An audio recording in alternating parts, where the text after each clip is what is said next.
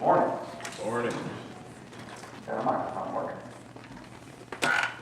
I worked in the yard yesterday and the pollen count's high, so my throat is pretty scratchy. So I apologize. And y'all please talk to me throughout this so I can get a break. I'm sorry? Yeah. Alright, so we're still looking at Judges. We're in Judges chapter 4 today. So leading up until this point, we looked at last week the children of Israel without an appointed leader did evil in the sight of the Lord, and we know that continues to be the theme throughout the book of Judges. So they worshipped other gods, they yoked themselves with other nations, so God allowed them to be sold over to the king of Mesopotamia. And they were under his rule, under his reign, or enslaved by him basically for 8 years, before God raised up Caleb's nephew, we looked at last week, Othniel, to deliver Israel from the king of Mesopotamia. So once they were free again, we looked last week and it said they had freedom or rest for 40 years after that. I assume that means they were somewhat faithful. It doesn't really expand other than to say that they had peace or rest for 40 years. I assume that means they worshiped God and did not fall back into worship of these idols or yoking themselves with other nations. Second part of chapter 3 that we didn't look at, it skipped over, so we're starting in chapter 4 today, but I do want to talk a little bit about the second part of chapter 3. Talks about the Israelites again. As soon as Othniel dies, they do what? Fall back. They worship idols, they yoke themselves with the peoples and the nations where they're living at the time. So that results in God allowing Moab this time to take power over Israel. So this is 80 years after the Israelites were coming up out of Egypt and they came across Moab, and the Moabites were so terrified that what happened? When they first started coming through with Moses, they were coming through. They came out, but the Moabites were scared because the Amorites, I think they just defeated. The Moabites knew that the Israelite army could take the Moabites on. They knew that they would win. And so that was when we see the story of Balak and Balaam, where Balak continues to try to devise this plan to defeat the Israelites, not necessarily directly through warfare, because he knows he can't beat them in combat.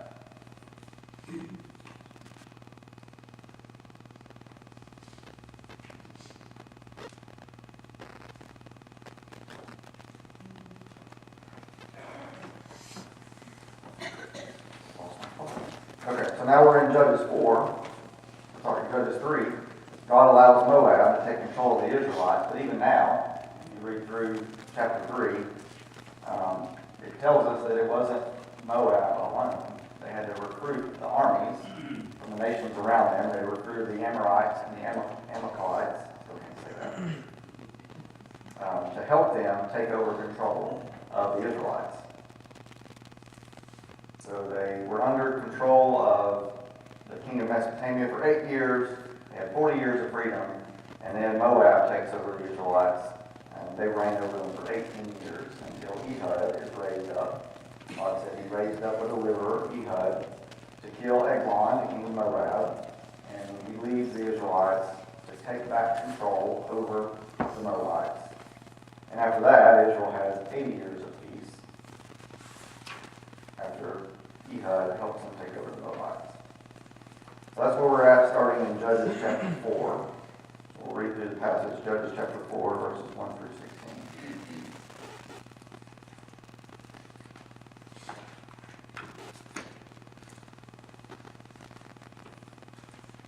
16.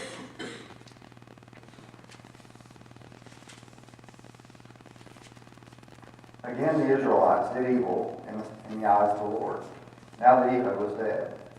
So the Lord sold them into the hands of Jabin, king of Canaan, who reigned in Hazor. Sisera, the commander of his army, was based in Harosheth, Hagoyim, because he had 900 chariots fitted with iron and had cruelly oppressed the Israelites for 20 years. They cried out to the Lord for help. Now Deborah, a prophet, the wife of Lephidoth, was leading Israel at that time, or was was judging Israel at that time. She held court under the palm of Deborah between Ramah and Bethel in the hill country of Ephraim, and the Israelites went up to her to have their disputes decided. She sent for Barak, son of Abonam,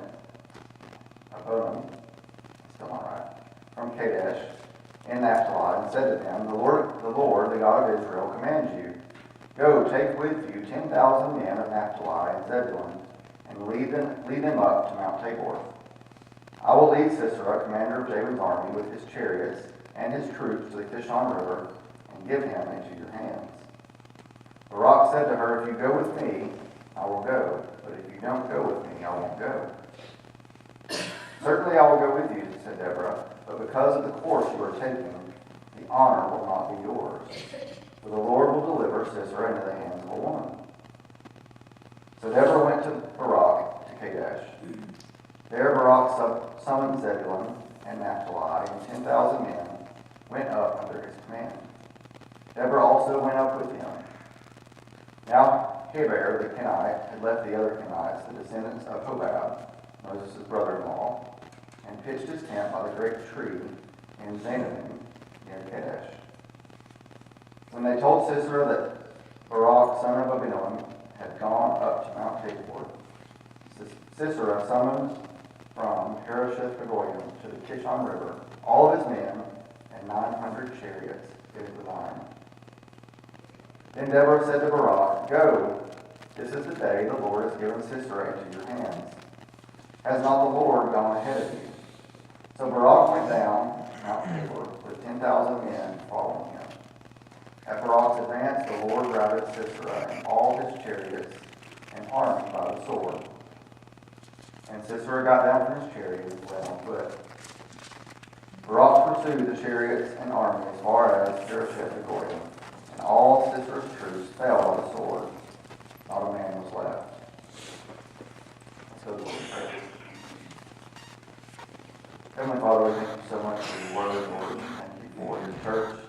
Thank you for this congregation where we can come together, we can study your word, learn more about your people throughout the years, Lord. We can apply that to our lives. I pray that you will lead us and guide us as we study your word, just to pull out something that we can apply to our lives today. And it's in Christ's name.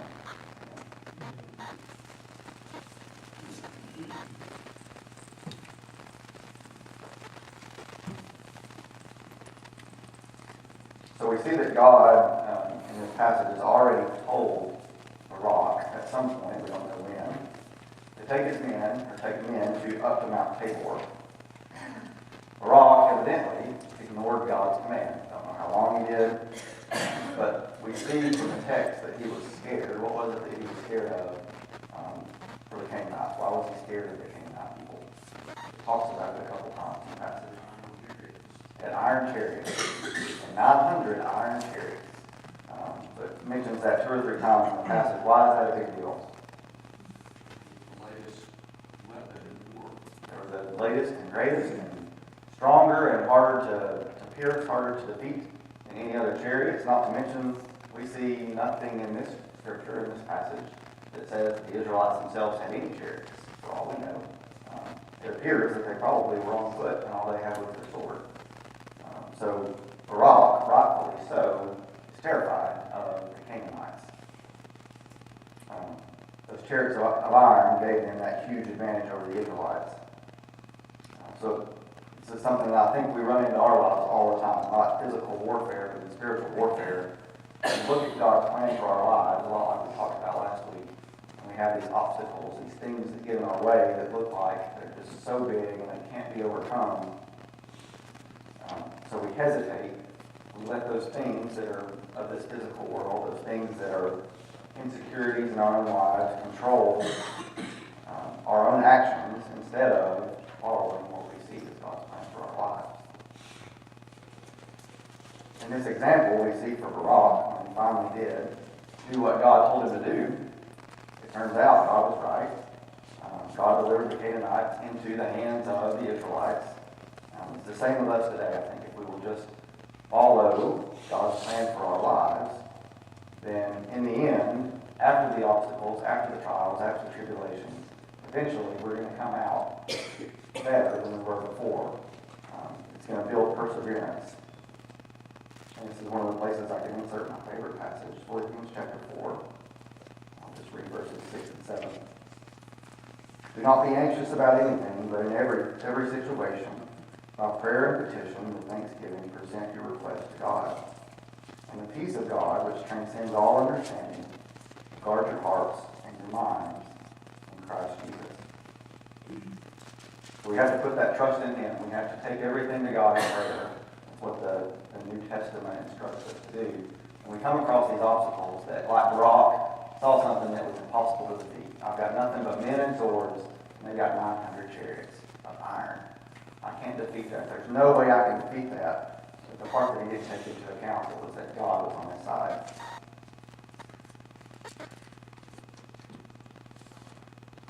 Now let's look at Deborah, kind of the controversial part of the lesson that I wasn't looking forward to standing up here teaching.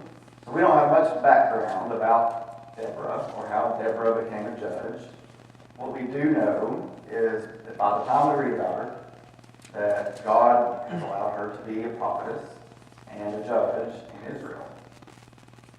We also know by Barak's reaction that she was what? When Barak comes to her asking for her to go with him, what does that imply about her?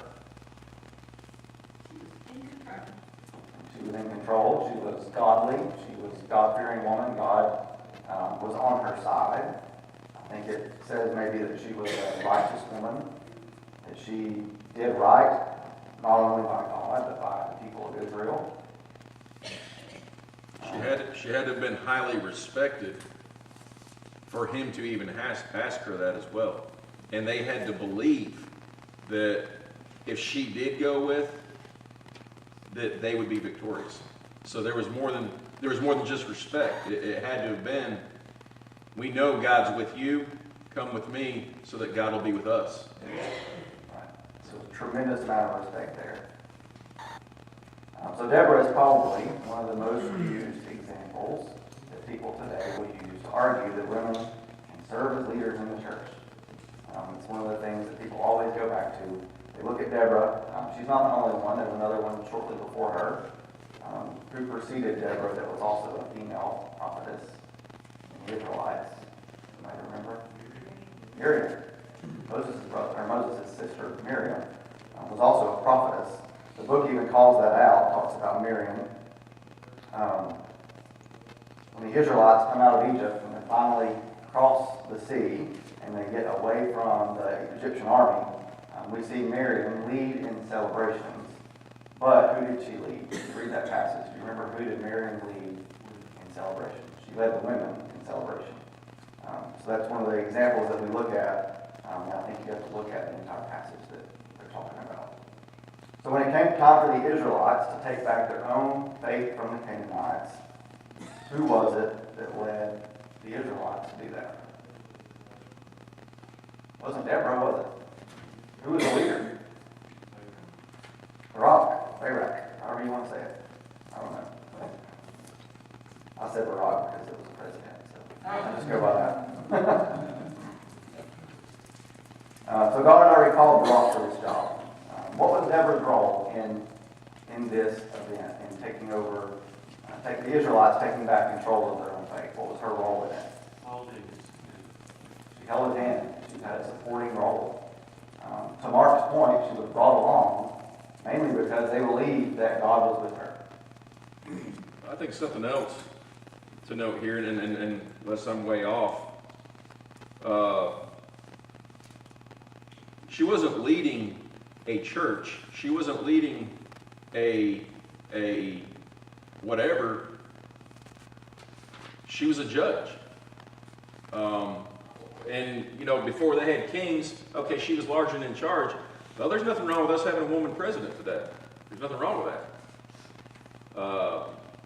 I don't know if I see a conflict here or any whatever. This isn't church. This is, I guess, governing a land, unless I'm wrong. And I think one of the things, even to add to that, we really don't have any sense to say that she governed the land. She was the judge, so she was judging matters of dispute with the Israelites, right? That's really all we know from the text that we're given. that she had that ability to do that. But So I in think there's this a big case- difference between that and worship service. I'm sorry. I said, I think there's a big difference between that and worship service. I mean, Jane Dawkins was the mayor of South Pittsburgh. There's no problem with that. Right. She's not going to come up here and preach or nothing, Right. or be an elder. I mean, I just don't see the conflict. I mean, because I hear you. I mean, I've had some folks bring it up, and I'm like, there's nothing wrong with that. Right. So her role in this, as Barak led this army, to John's point, she held his hand. She stood by his side. She basically was his advisor. He looked to her for advice. He looked to her to tell him what to do. And so she did exactly what he asked of her. She spurred him to do what God had already told him to do. God had already instructed Barak to go up on the Mount Tabor and take the 10,000 men. And Deborah was just there spurring him on, saying, you need to do what I told you to do. When Sisera gathered his famous 900 chariots of iron, Barak again got scared, even after he got the men together. He was up on the top of Mount Tabor, and he was scared again. He hesitated again, and it was Deborah that spurred him to say, go forth. This is the day that God told you about. This is what God told you to come do. You need to come follow through with what you came here to do. So she supported him. So to Mark's point, I don't want to downplay the importance of the roles held by Miriam or Deborah or any of the other females in the scriptures. I think they're all very important roles as we look at what these women did for the Israelites, for God's people, the Israelite nation. They were both examples of women who obeyed God, who were respected throughout the Israelite community because of their love for God, because of their righteousness. So they were very important influences in the Israelite nation, which is very similar to, I think, women's roles today.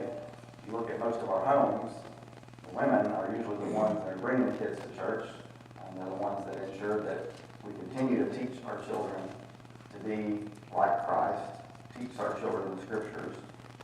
So Deborah, women throughout the Old Testament had a very important role, and I think we continue to see that today.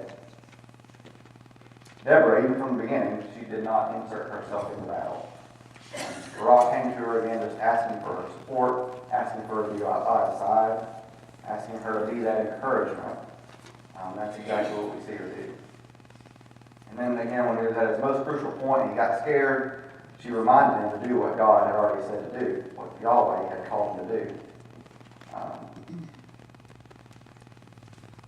I think if we parallel that today, I can find where I talked about this in my notes.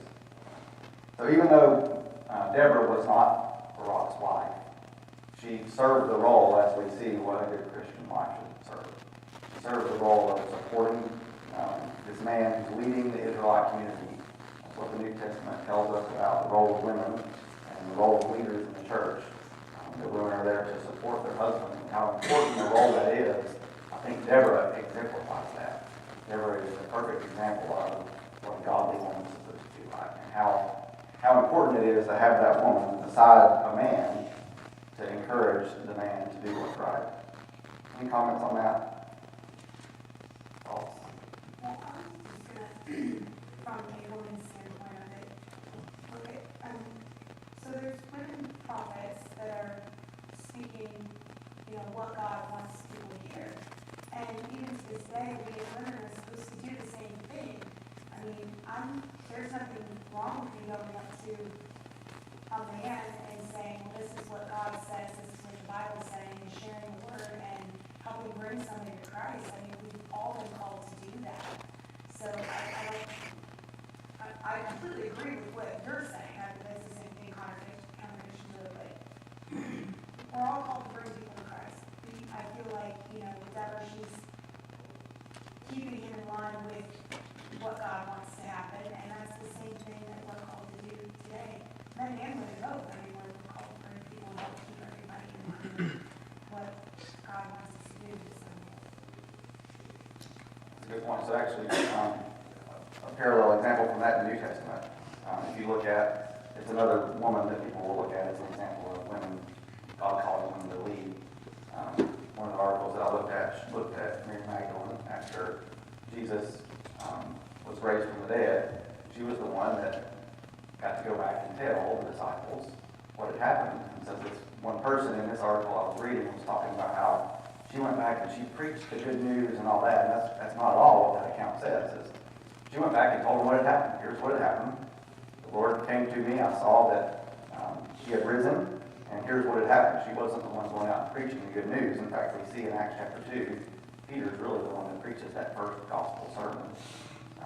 So to Johnson's point, it's still the one-on-one telling people the gospel of Christ is very different than leading in a role in a congregation or in the Lord's church. Just like Priscilla and Aquila, she was working, but they took Paul aside to correct him, and he was preaching as much as he knew, but he was not going far enough, and so they took him aside and taught him, and then he went from there. So she didn't take authority over him, but she took him aside. They did to teach him what was happening. I think a big part of why this is controversial now is just society. I think society puts a lot of pressure on the role of women and independence of women, and that's not contradicted by the scriptures. The scriptures only talk about the role of the woman in the church, the role of the woman in the home.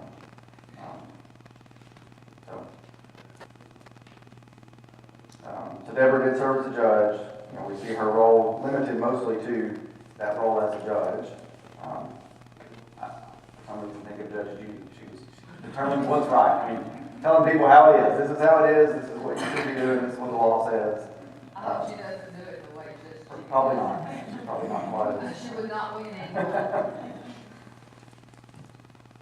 So another example too. So if we look at the passages before and after Deborah. So if you look at